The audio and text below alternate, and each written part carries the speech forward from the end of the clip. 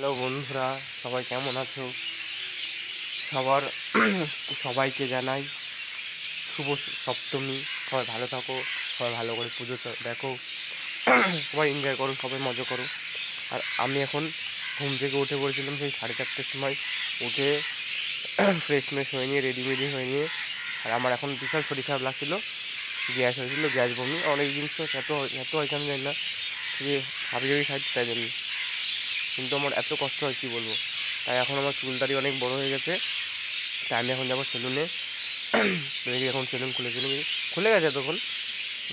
আর আমি এখন যাবো নবীন চক। এখান থেকে সাইকেলে গেলে পরে তোমার হার্ডলি তোমার 4-5 মিনিট লাগে, আর হেঁটে গেলে পরে তোমার 6-7 মিনিট 8 মিনিট লাগে।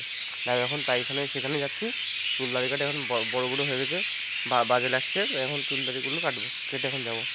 এখন সাইকেল নিয়ে বেরিয়ে পড়বো। তা বাড়ি থেকে চলে আসলাম, এরকম গাইস। ঠিক আছে, এখন সাইকেলটা নেবো, নিয়ে চলে যাবো। টাটা।